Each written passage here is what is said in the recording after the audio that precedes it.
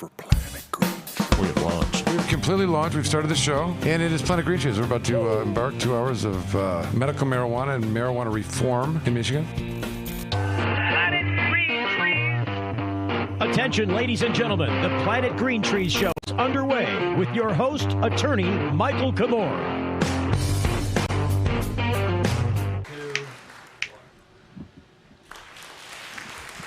All righty. We have launched. DC, go. All righty. We're doing launched again. We're doing it live. Let's do it. We're doing it live.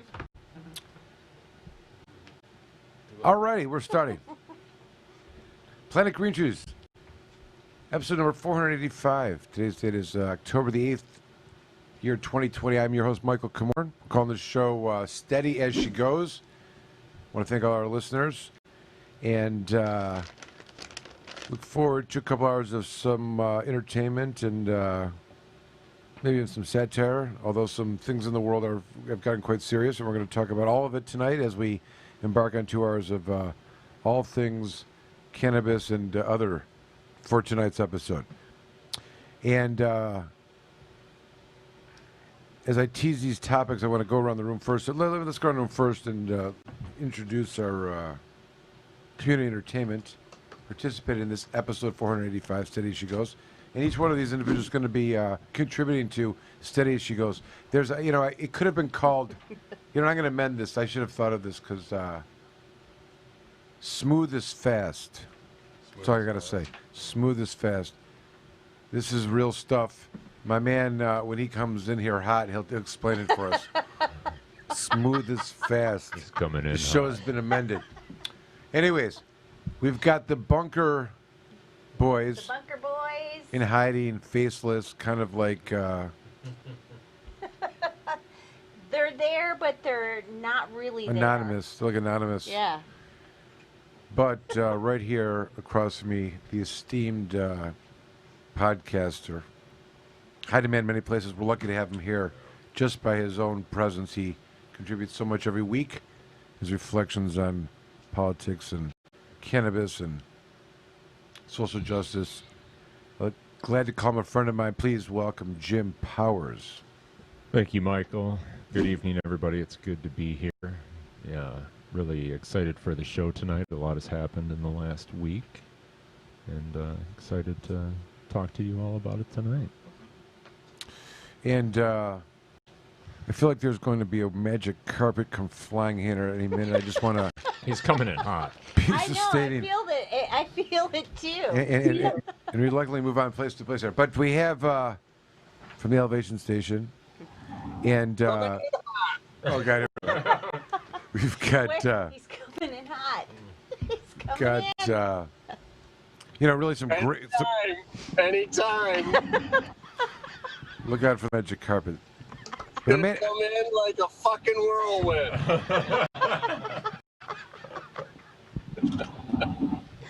Everybody should remain in anticipation. Heavy anticipation. We have been. We've been on the edge.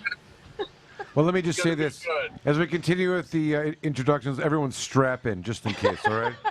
Coming in hot. Just in case. As the ship takes off here. We're going to, All right, so Amanda's here. Amanda has been producing with Dan, known in some circles as Dirty Dan. I don't Dirty Dan. contribute to that. I know him as Dan. Definitely not last Dirty nameless. Dan. Last nameless. But Amanda, Goddamn dirt. they're producing some very good video. Amanda was up at Jamie's place, and a video has been produced of that. It's a fantastic, first of all, well produced and great reflection of the business as it was operating. And with that being said, we can talk more about that, of course. But please welcome, before I go on too much, Amanda Joslin. Thank you so much, Michael. I'm happy to be here. I would encourage everyone, listeners, to follow us on YouTube at the Komorn Law, also the Elevation Station and the Planet Green Trees, because there's constant updates and all kinds of action happening, and you never know. Just like Esteban sliding in hot, you never know what's coming next. Excellent. Very good. And look for those videos that they are being produced at, and they're entertaining. Like and subscribe, too, for all of that. I think we've covered currently right now, again, stabilizing for the purposes of the incoming. But we've got it on the Zoom. A master of Zoom in his own right. Some circles he's known as the Rasta Rabbi. He's wearing his bling.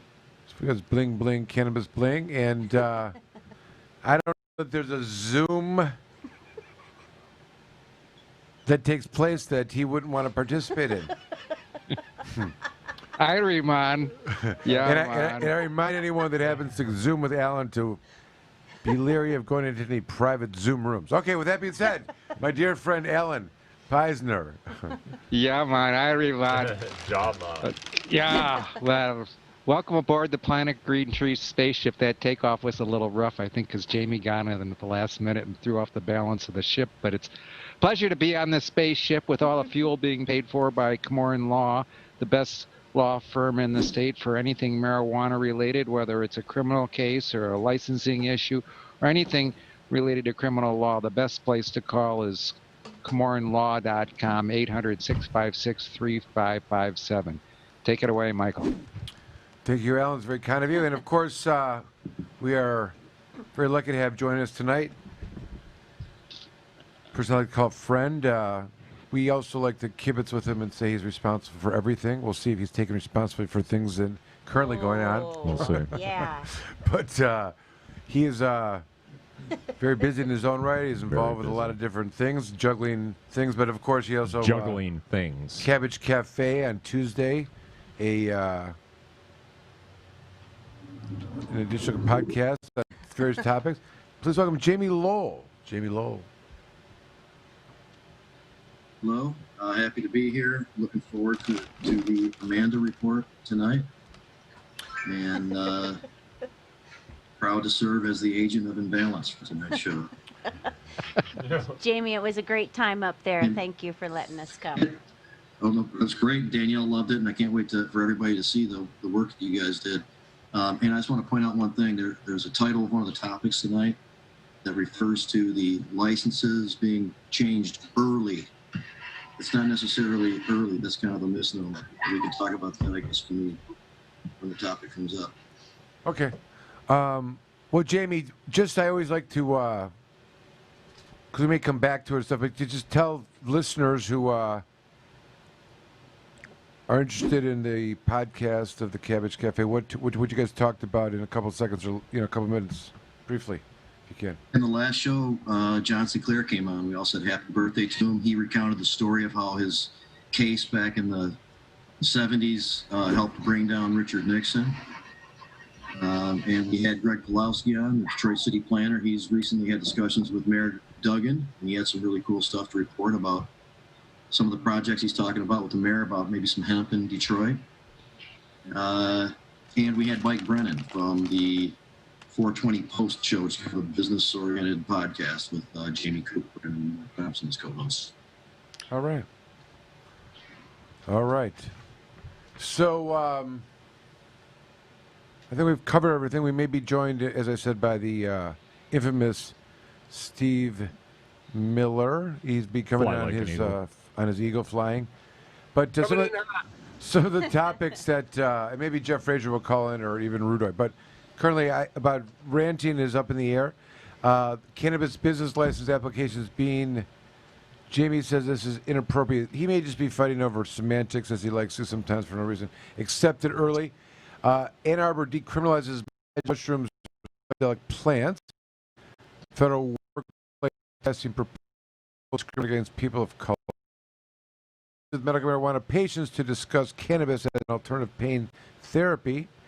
And Cannabis Life Advice, when is it time to smoke less weed? Jamie? Never. Jamie, when?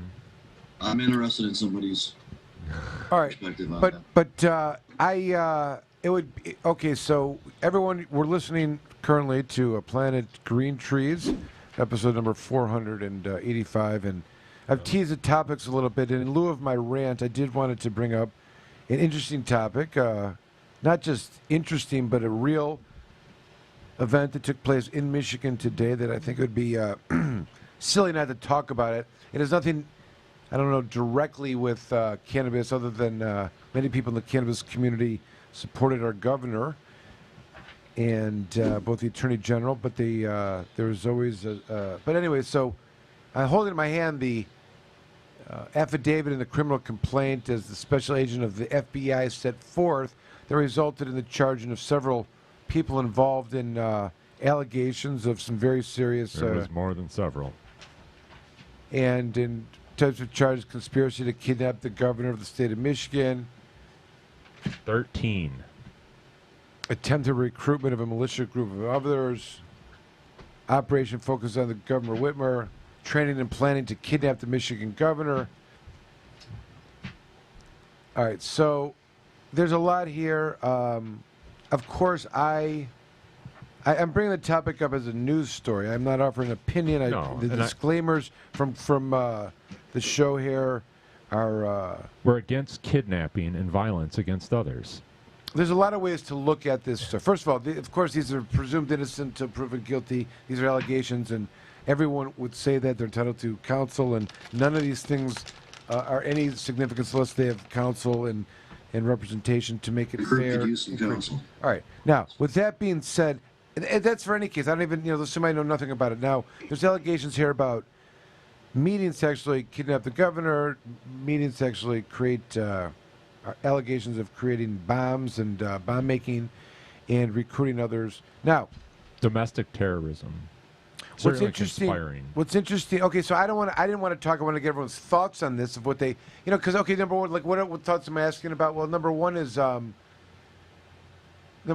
that this is some serious. The allegations are very serious. It suggests that there's these militia groups or enough people that could be recruited. 13 here to potentially pull this off. Now, these could be the only 13 radical lunatics in this particular way that are thinking and joining through some, social media, Yeah, I'm sure they got all of them.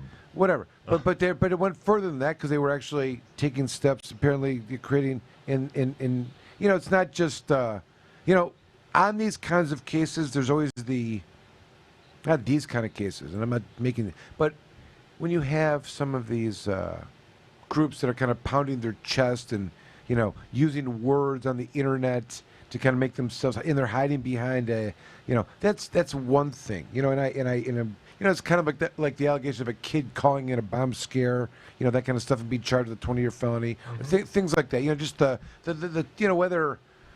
Anyways, I'm just saying there's a speech crimes, yep, and then there's speech crimes plus activity. The allegations here are plus activity. It's not just some people on the internet. The allegations are they were getting ready to do something.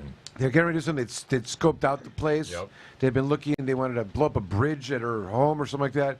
Kidnap her. And interestingly, the allegations go as far as to say that they were going to conduct their own trial. Yes. For her tyranny. In Wisconsin. Oh, in Wisconsin?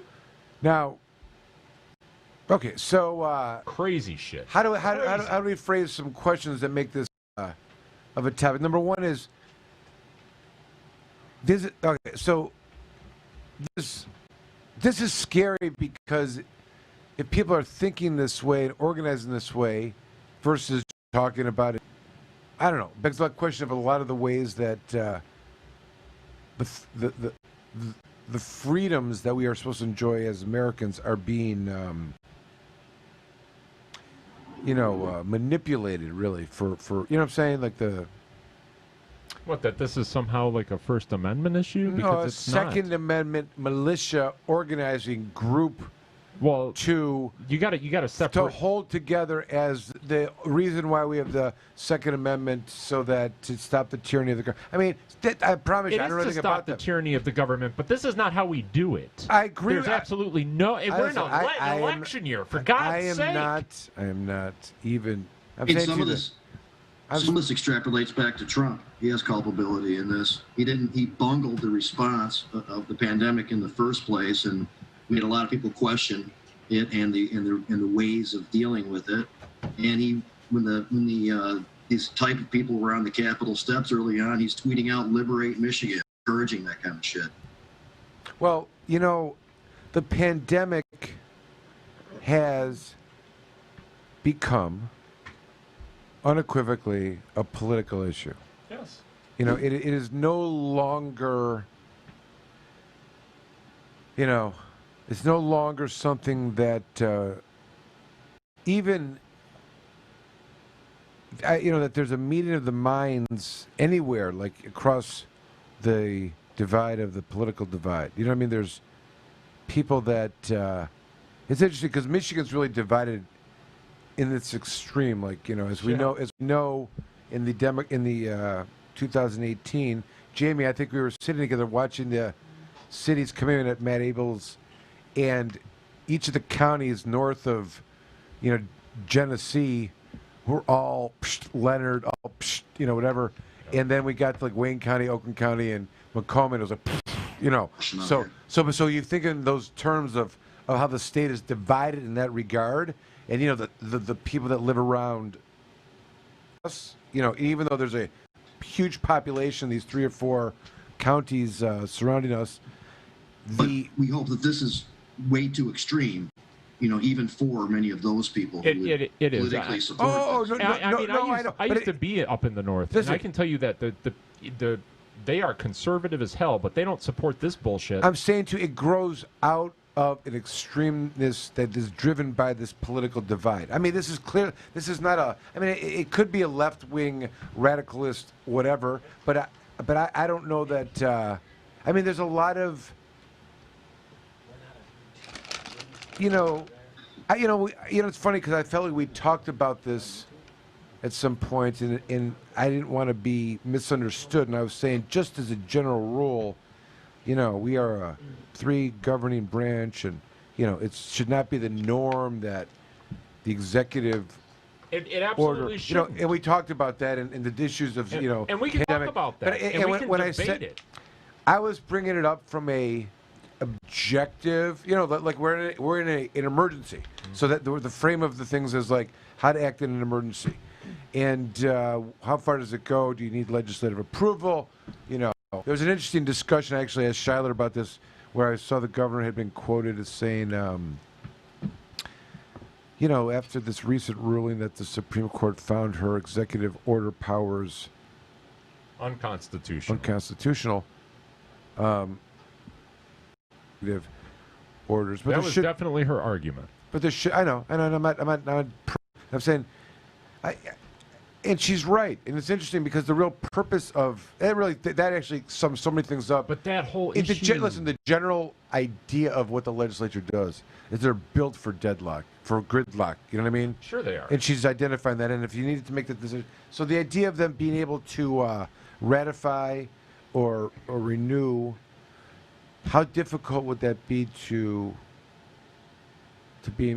I'm just saying, just to have some balance in there. And listen, I don't say this from the perspective of this issue with her. I'm saying with some other crazy tyrant that's going to be the governor in 4 years from now or 8 years from now. You know what I'm saying? Like just that. You know what I'm saying? Like you have to think about it in terms of how far and under what circumstance. I don't know. I'm not raw topic on this because I'm just saying that we have to be fair when we look at what this arose out of. I just think it's because I'm not saying any of it's justified, but it begins with. We understand where it was rooted. It's rooted in the political divide that exists in our state, driven by the political divide nationally, and the divisiveness that is just that there's no in between. But we're not the only state experiencing this divide. Of course not.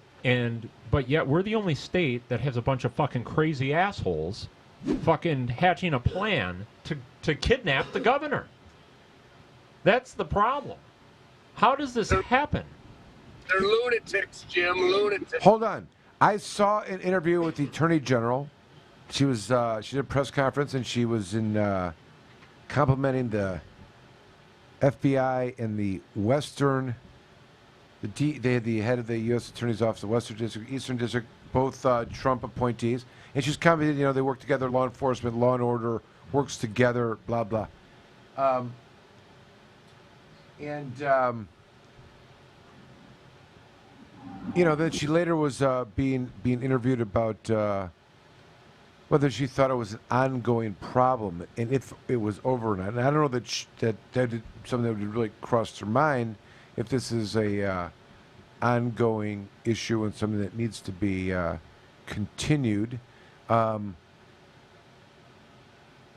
we have this situation now where, for the second time, I mean, the other national news announcement of this was in the middle of the pandemic when they protested at the Capitol, right? And entered the Capitol with weapons, right?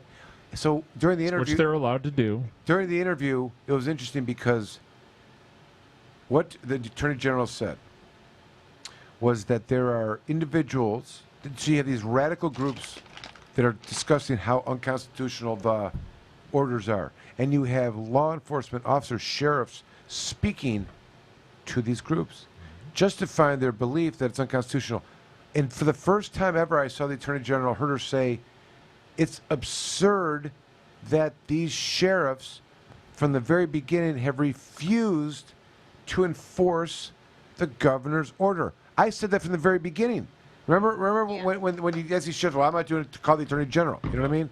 But during this period of time, the orders are, and she indicated that that kind of activity and those officers that likewise speak at these like anti-mask rallies or whatever, you know, that this is a contributing to, she's blaming the police. Do you see what I'm saying? The sheriff's department, they were reaching out against, and I've said, how appalling is that? Well, she's the top cop. It all rolls up to her, right? Do you understand? Do you go crazy? Jamie, what do you think about that? Sorry. About what specifically? About about her comment about the sheriffs? Well, are you paralleling it to why the sheriffs don't respect other laws, other state laws? Well, I've raised that point early on when sheriff after sheriff were saying we're not enforcing it. I was appalled because this is the same shit they get away with during the Michigan medical marijuana. They decided to not honor it, not to read it, not to apply it, not to know about it. But that was then. This is not now. We have a situation where commenting about that number one compared to the MMA, but second, just the idea that they're just not going to enforce it. Why would what's the remedy for the governor? Notice this whole system selectively choosing when bureaucracy, gets in the way and provides obstacles. Well, I can't do anything. Sorry, I'm obligated to do this stuff.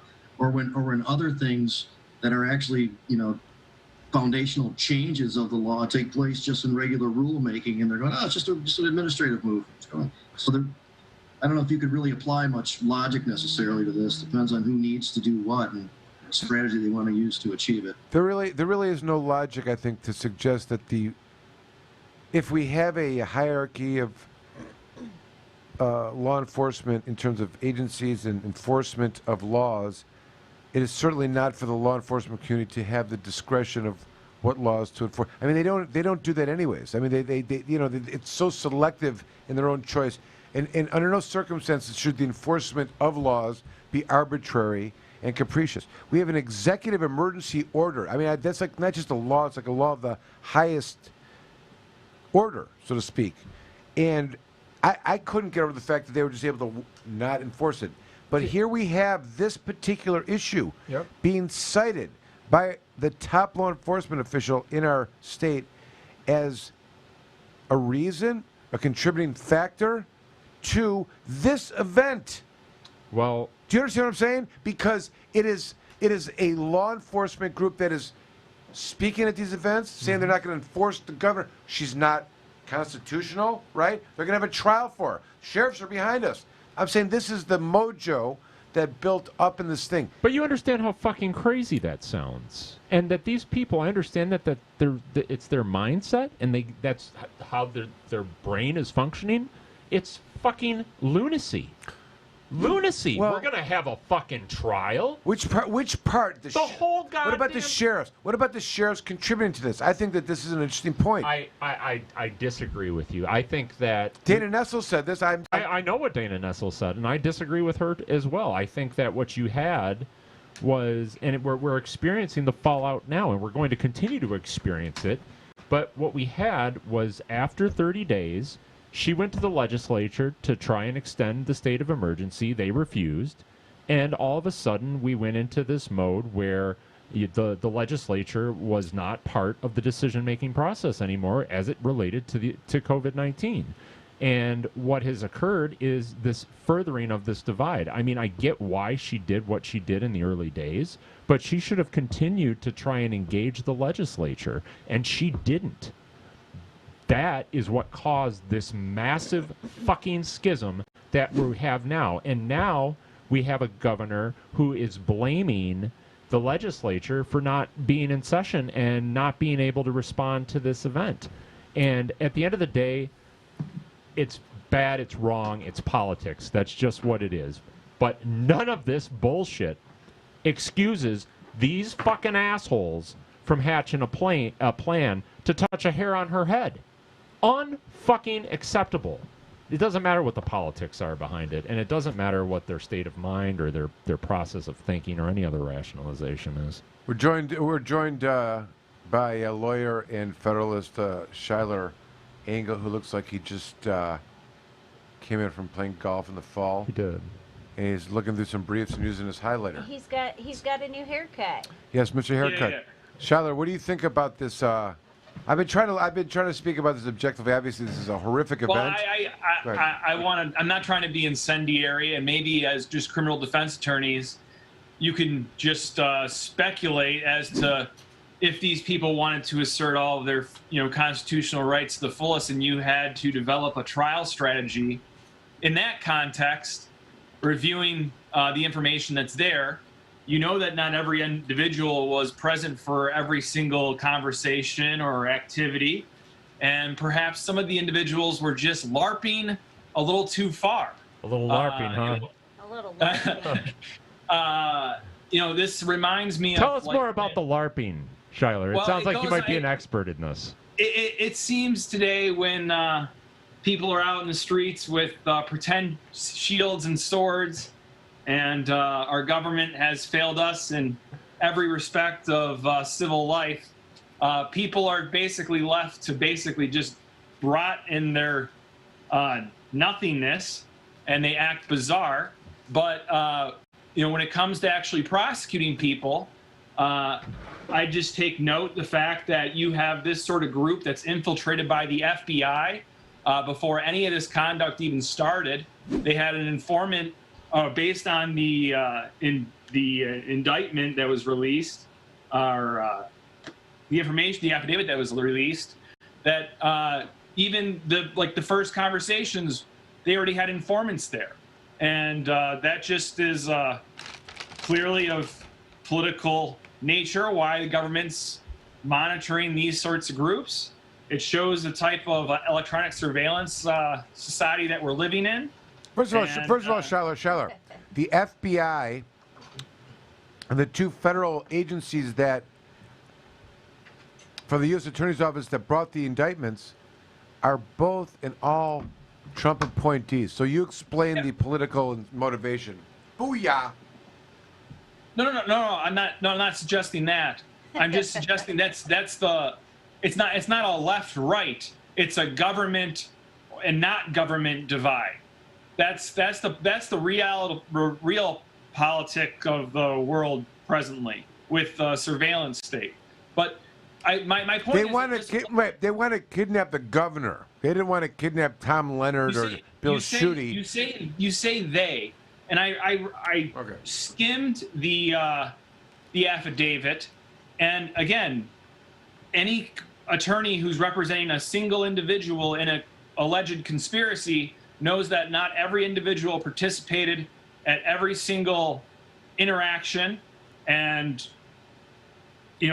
perhaps there are circumstances here that may not result in the conviction for all of them. But the whole point that I thought someone would mention, the reason why I'm kind of chiming in, is this reminds me of some juvenile thing that like a 12th grader, or excuse me, a 12-year-old would do, and writing down a list of his hit list. You remember that stuff from the 90s, after the Columbine stuff? Listen, I know. Listen, Schuyler. Before you got on, we discussed that because I wanted to be sensitive to, the kid that caused the bomb scare into the school, which was at some point, they'd yell at your parents. You maybe got suspended, and then they started charging with 20-year felonies, right?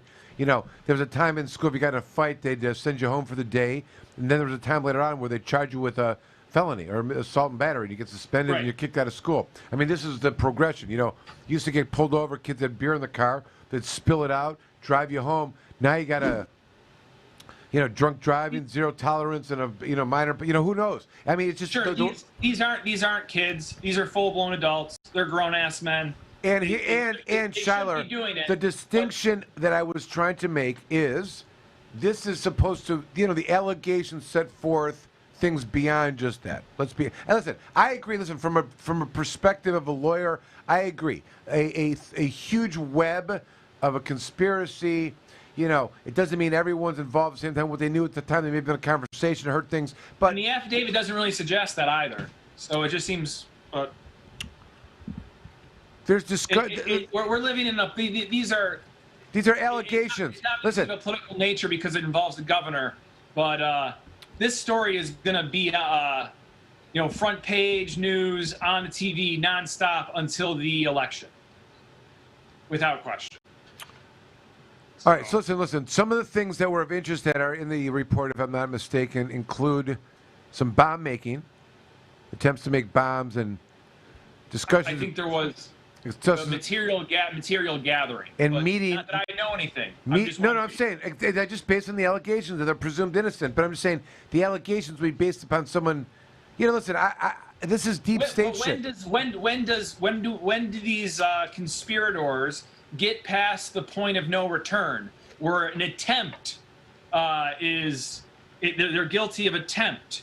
They have to know of the event and assist in some way, right? To continue with and contribute to the illegality. Being merely present is not enough. And so is participating in a role-playing fantasy of being a patriot and kidnapping your governor and driving her, across the state. That's where you end, baby. I'm just saying to you, the discussions about the kidnapping, driving across the state, having their own mock trial in the law according conspiracy, brother. The law according to as you said, the Patriot. Shiler, there'd be these Patriots. What did you call them? Over in Patriot Trial Court over there in Wisconsin, where they're building one right now. They got a bunch of guys coming in with some hammers and some rocks. Couple 2x4s and a couple sheets of put together insulation. like a what do you call it? Like a outdoor concert. It's just so Looney Tunes that it's either they, perhaps there's a competency evaluation that's needed, or this is just LARPing that's gone too far. Well, let's say this. LARPing should be a felony anyway. So. Is that a real word? I'm looking it up. Live action role playing. Okay, I see. Well, listen. Okay. I think a bigger question is how serious. And this is all in the context of trying to put on the best trial for your client as a criminal defense attorney. We can do that on another day. I just wanted to talk about it regarding. Okay, fine. Let me ask you this.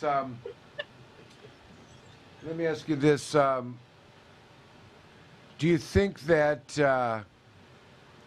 I don't know. Wait. Do you think that this isn't more of a reflection of, or should raise concerns for, other actors of similar-minded Wolverine, Michigan crazy extremists, that they're just the beginning, that those may be of the mindset of Shiler and think, you know what, this is just political. This is the governor doing some more stuff. She captured some of our brothers and blah, blah, blah, blah, blah, blah, blah, and we're going to get more of it. I mean, I saw Dana Nessel get asked that question. She didn't, I don't think she was thinking about anybody else. I think she was thinking that they got all the bad guys. But, when they were talking about and doing the intro to the story, they're like, Michigan. Not the first time white supremacists have been crazy. The Oklahoma bombing was tied to, or whatever, Nichols in Michigan. So they've got a long history of, crazy shit. Local, what do you call it? What kind of terrorist? Like local terrorism? Domestic terrorists, right. I think part of this could be, and I really hope it is, that even within the Wolverine militia group that they're in, that there only a few of them actually thought that this was something worthwhile to engage in, and that the rest of them even recognize it as being ridiculous. That's what I would like to believe. Well, listen, no matter what the group is that organizes and whatever the, mantra may be on the original day and whatever, it doesn't mean that a couple of years into it that has changed or evolved into something else and the people that, its original intention, or that even if it has some kind of reasonable contemplation of things that started out in a way that was maybe tolerable, no matter how offensive it may be, that there's people on the fringes of that group that don't necessarily represent the core. And I can say that on both sides of every aisle, you know what I'm saying, of the political spectrum. There's always some, I used to say, like, of the MMA, the less guidance there are in law that there was meant that the crazies would lead the way, right? If there's no... Uh-oh, here he comes in hot. But Jamie, you remember us talking about that? Like, unless there was some guidance, it was the most risky or the most, most... All right, we are blessed here to have Stephen Miller. Certainly not to be not understood to be the one and only Stephen Miller of Fly Like an Eagle, and of course all things here at Komorn Law, motorcycle and drone enthusiast. Drone? When did I get into drone? I'm just kidding. That's like a South Park thing. I'll have to get some. Drone enthusiast. Follow drone. Steve Miller is here. He came in hot. I'm here. I'm glad that you parked your. Is this a good spot, Tommy? Right in the corner. Wild carpet ride Yeah. outside. You didn't know how I was coming in, did you? No, we didn't. You had no idea. We were on the edge of our seat You were for probably like scared probably a a little good bit. 5 minutes waiting. Where is he coming in? How is he coming in? We knew it was going to be hot, but we just didn't know anything more. Michael was probably a little scared. We haven't heard from Alan. I'm curious, Alan, if you have any comments on that's not really a legal issue. And Steve, we've been talking about this horrific event. Oh, I was listening. The allegations here. The governor's thing. That's something else. I agree with Jim. It's lunacy. I mean, they were going to kidnap. They had a plan. You tell me they were at least going to try. Shiler was making some good points. Shiler was making some good points about He did. Yes. allegations, and I do say these are all just allegations, and it's important to keep that in mind. And I did say, assuming these things are true, I wasn't even naming any people specifically, but it is scary that. And anyways, so let me ask you this: do you think that this is? Do you think it's over? Do you think there's more concern to be had, or do you think this is going to be a commonplace type of thing that may or may not continue to evolve as a divided Michigan? It's really the North against the South, let's be honest. You know what I mean? You're talking to me? I'm talking to everybody. We have a battle of Michigan, the North against the South. Let's call it. Well, I'm thinking about moving to the UP if that accounts. For that reason, Steve? No, you want to not join the for other that side? reason. Or No, to infiltrate not for that reason. or to infiltrate the North for the good guys in the South. Political. This All right, would be because the air is a lot cleaner up there. When you breathe it, you can just tell. The stars at night are for real up there. They're not all drowned out by light pollution. You can actually see the nebulous clouds, Jim, when you're up there. And it's just very peaceful up there, and the water's clean, and the air's clean, and there's trees everywhere. And I mean, we have a lot of trees all over Michigan, but you get up there, it's like a lot of trees. A lot of less people. The lesser population, I think, contributes to some of the preservation of the natural resources much more than the 3 counties. We were just talking about that. Even politically, Steve, remember the night of the elections in 2018 when the elections were coming in, all the northern states, northern counties were going, for Leonard and, Yeah, I mean, shooting stuff. And then, I think there's probably, you got more of a libertarian feel. Well, they weren't voting for Dana Nessel in as we sit there, we watch all these go, but it's not, we don't have like an electoral college in Michigan. It's per vote. But so many more people live in those 3 counties, surrounding us, 3-4 counties. The population of those people, if they get 60, 50%, that carries the weight beyond. It's really the 13th and 14th district, I think, of Wayne County. Like whoever wins those, I think carries the state. Am I right about that, Jamie? From your politics. That's what I recall. But it's interesting, and I think it's this that we're describing. Michigan's got a lot of unique features in that regard, both politically. For we know, Jamie, from the gathering of signatures, right? In order to, it's a huge state. There's a lot of counties. The population's spread out, and there's a lot of land for them to be spread out in, where you don't have huge bouts of people like you do in certain areas, and it's got a uniqueness like that. In fact, it's nice up there. It's an undesirable state to canvass compared to other states like Montana, where things are more centralized. I remember we talked about that at some point in time back in probably the Planet Green Trees episodes 127 to 124 from the basement satellite. Did Alan leave us? Where is he? Alan, did you leave? No, I'm still here. Okay, I didn't see you. Did you want to comment on any of these allegations, Alan? Take your thoughts in terms of the Schuyler's. Well, whatever. I have two comments on it. Number one, I agree with Jim Powers on the fact that whatever the governor does, going outside the law and kidnapping is the wrong way to do it. If people have a problem with the governor, there's right ways to do it. You can recall her. And do things within the. Their plan was not a good idea. I'm with Jim. And the second comment I have is on Steve's ventures to the Upper Peninsula, and I just want to say it's beautiful up there. I always think of the Upper Peninsula as a place where the air is clean and sex is dirty. Oh, Alan's met a few ladies up there. He always thinks of that. He may be suggesting that the tolerance for that kind of behavior, which would just be sex, just dirty is considered dirty all around. Like you know what I mean? Yeah, we're gonna have to go to a break. Culturally, that it's not free. Well, I would like to believe that there's not a duplicate group of whatever if the evidence is convincing and holds up against these people, that there is unfortunately more out there that's coming after. I mean, I don't want to believe that. It could be asking for too much. Yeah, unfortunately, Jamie, I think that it's almost certainly out there. That was my question. I was, and our attorney general's asked the same question. Was she thought this was it? They've closed it down. Have they infiltrated now that they can shut it down and say for certain? They just happened to infiltrate the one group in Michigan that was trying to hatch a plan like this. Maybe they just got really lucky, or maybe there's more than one. Does this kind of act? I think there's probably more than one.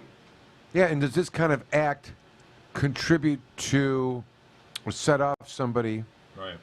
I mean, Tim McVeigh was set off by, what was he set off by? I forgot. Somebody drove him. Oh, I know,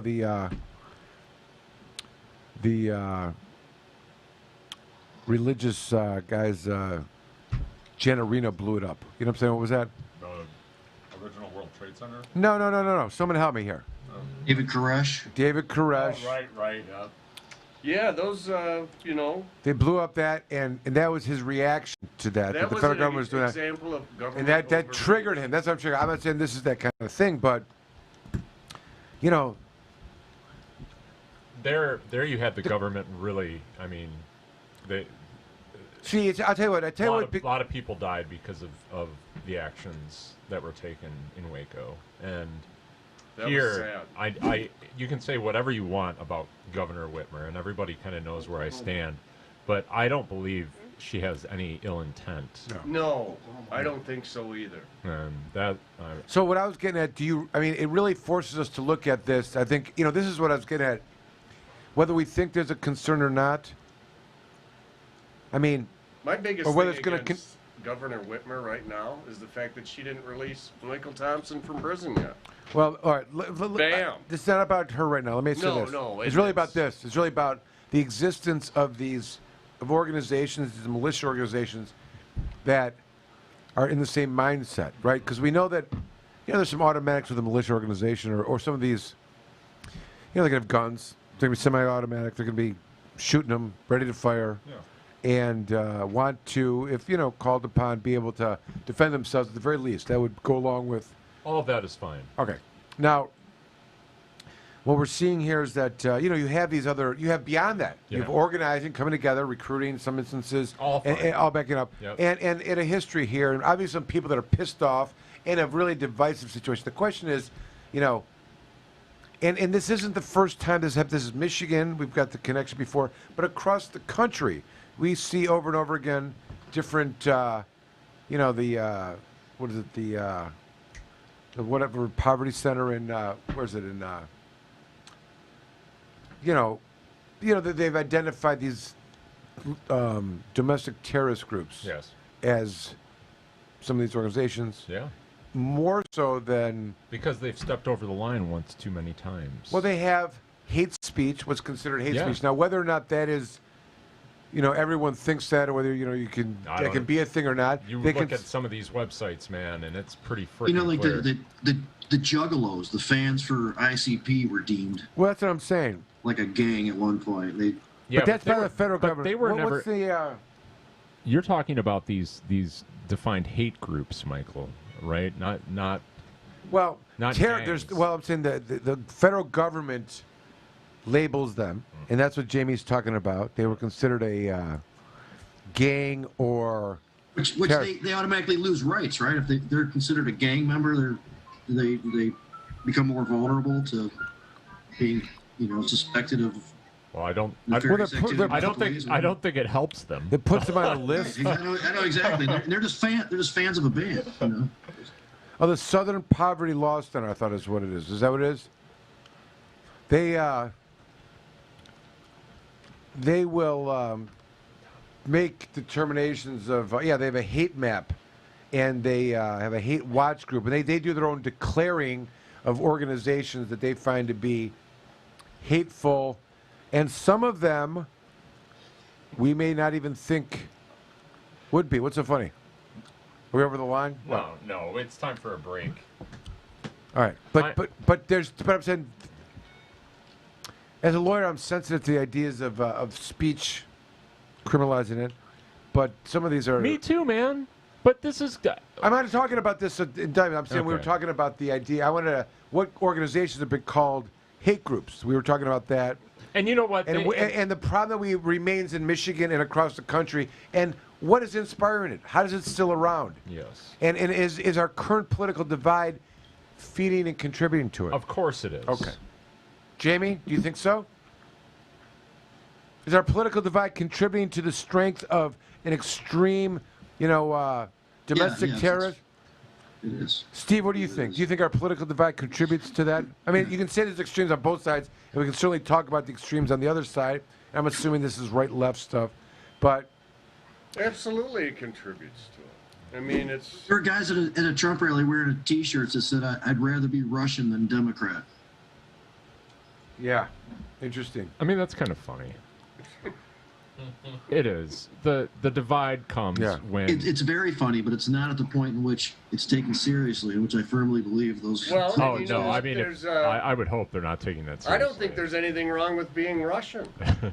I mean, that's I just love the the people who Russians. live in the country. I've met several of them when I went there with the youth hockey team Yeah. 6 That's years true. or so They do ago. flap that around. That's a good. But, that's a good bend. That's a good bend. But Russians are good people. As just Well, be- that might be true. It's got nothing to do with the existing With the- conversation, though. But Well, you're the one who said it, Jamie. I did. And Jim liked it. I mean, it's just. I think Jamie's point is that these people are actually like. Right. First of all, it's said with a negative Anytime connotation. you have and name calling, it's not great.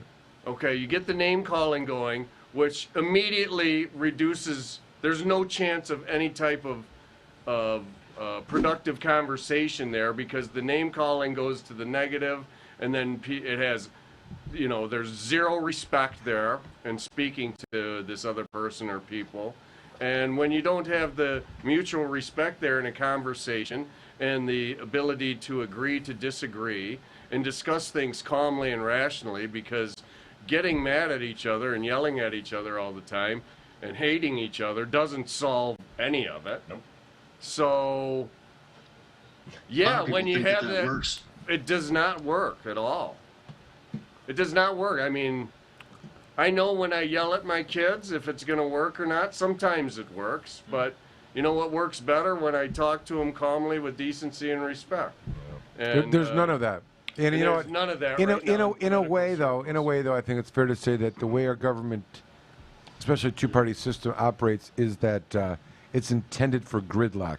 That was represented by the governor's, demand for emergency action, executive orders being well, significant. Gridlock is fine. I know, and well, that's what I'm saying. Discussion is fine. Shiler. But you don't need to have hatred into the mix. No. I sent that to gridlock. I sent that to Shiler because I think at the end of the day, remember that thing I sent you from that quote from the governor when she was commenting after she'd lost at the Supreme Court of how the legislature's too slow, they're always in gridlock, these are emergency situations, I have to be able to act. Should have dealt with that in April.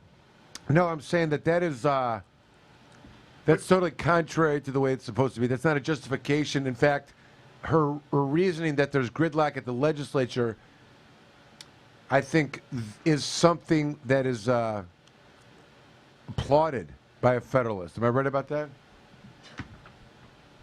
I didn't read the opinion, and it's been a while, so I probably have no excuse. And listen to me. I'm just saying this. Just on her comment alone. I mean, to talk directly about her comments, just hear me out here. She was saying, I've been trying to go back to the legislature. They're in gridlock. I can't, whether it's true or not, she says she can't work with them. They won't work with her under this emergency. It's taking too long. They're not talking to her. So she has to act for an emergency because emergency is needed. And there's too much gridlock. It moves too slow. I was saying that our government in its founding contemplated gridlock as a driving force, so that it required persuasiveness within the legislature to move things forward and for whatever reasons, bring those to... But the legislature can move quickly when they want to. Well, we've seen it. Right. But so I know that we're gonna be moving. I know that we're gonna be moving forward here to a break, and that was discussed at one point. Let's do that. But is there any real ability for I don't know. For example, in Oakland County, the county health department is trying to preserve all the existing mandates from the original emergency orders of the governor. So is the state, as far as Michigan, the protocols and stuff like that. And the state doing it too. So is that pathway going to work? Is that obviously going to be challenged? Is it going to be even followed by some people? Or the question is, who is going to enforce it? That's right. Well, I mean, so would Dana enforce it under that situation, but not under the situation in which the Supreme Court ruled? I was surprised to see that Dana bailed from the defense of the governor, claiming that she had 21 days until the order would be in effect, and Dana not agreeing to that. I think they do have the right for a motion for reconsideration. They have the right for everything, but they have 21 days to do it. But the order. It doesn't matter. Order What is a police officer going to do? They're going to issue a citation or effect an arrest, knowing that the law has been found unconstitutional that it's based on. They know what's going to happen. They're going to go to court. It's going to get thrown out. Well, they knew it was going to be declared unconstitutional. Viviano was signaling on that on the first remand. Yeah. So they knew it was just a matter of time. But that's the only thing I can say. And I sent everyone in the chat some anti-communist Russian music, which is really good. Yeah. So. Speaking of Russians, if you haven't yet, check out on YouTube. Check out "Stop a Douchebag," which is really cool. We're going to take a break, and then we're going to break. Alan, I want you to be alert when we come back. I want to hear for what you're thinking over there about federalism. Federalism. And, hey, Shiler. The Harvest Moon. My kid just got a really bad grade on a quiz of determining the differences between Federalist and Anti-Federalist. So I may be sending him your way. There you go. There you go. And with that, work I can tutoring. You're listening to Planet Green Trees. The Planet Green Trees Show. Join the Michigan Medical Marijuana Association today, michiganmedicalmarijuana.org. The MMMA is focused on the well-being and safety of medical marijuana patients. The MMMA site provides the most comprehensive and up-to-date news on legal issues, politics, research, cultivation, as well as the various strange products and methods of cannabis use. Come join the discussion with the most knowledgeable and passionate advocates in Michigan today, michiganmedicalmarijuana.org.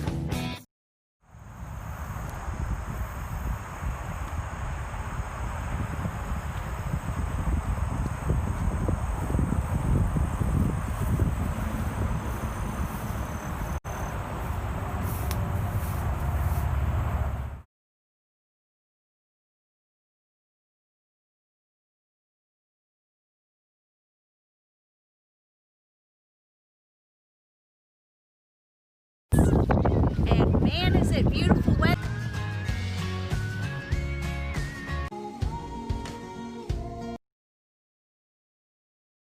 Yeah, and we're at, obviously you can always find us on Weed Madison Leafly with any location.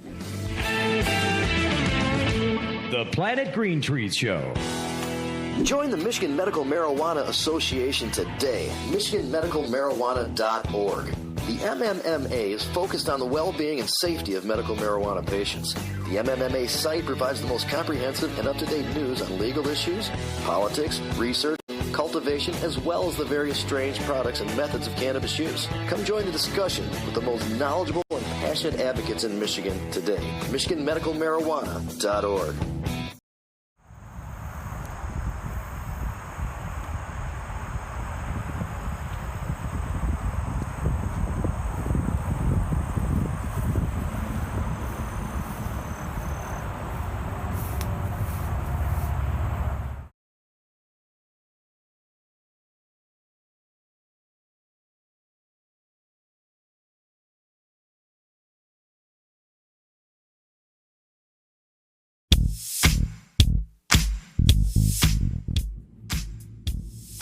This is Amanda Joslin with the Amanda Report, sponsored by Komorn Law and aired on Planet Green Trees TV.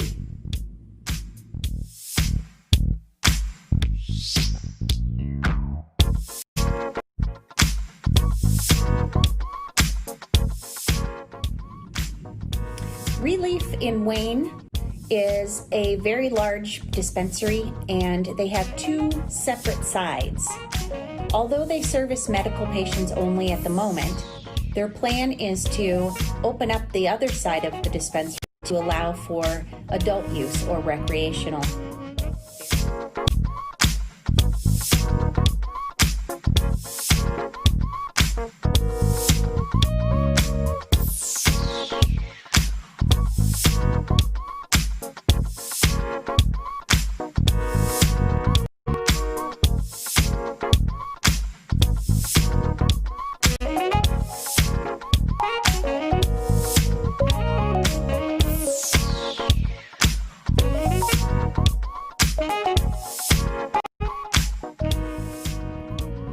It'll be really interesting to see how, as the years progress, Relief grows into their space. It's a massive location, and there's a lot of good things that can be done there.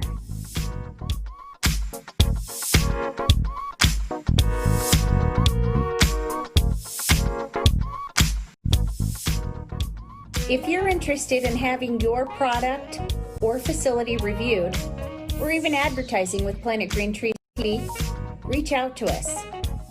www.planetgreentreestv.com. So folks, Amanda Joslin here with the Amanda Report, signing out. Until next time, stay safe.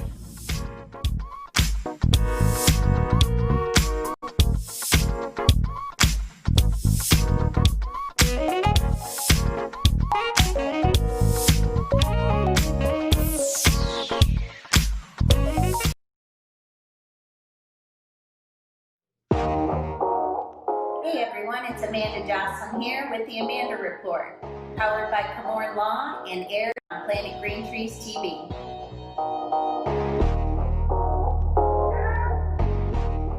Alright, so picture this if you will. You go to your local provisioning center or you just hook up with your caregiver and you have a nice big old sack of Mary Jane. So you're very excited, you get home, you get it all out, start getting in there, get your hands dirty. And then what you do is you're left with the stem. So today we're going to talk about what do we do with all of those leftover stems. Sticks and stems are inevitable. You can have a beautiful bag of ganja and you're still going to be left with some stems. So every part of a cannabis plant can be used for something. That's why it's such a great little gift to us all. And so there are three main uses that we can collect and use stems for later. The first reason would be to make it into some canna butter. The second reason is we could use it to infuse into some topicals. And then the last would be some cannabis tea.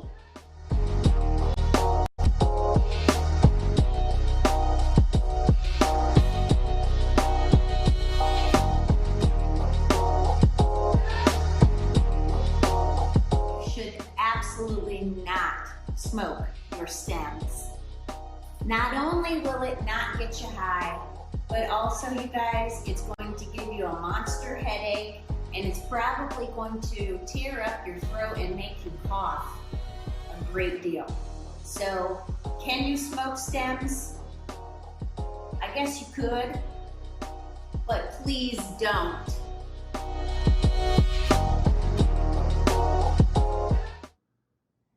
So the name of the game is to reduce, reuse, and recycle. So start saving those stems. What kinds of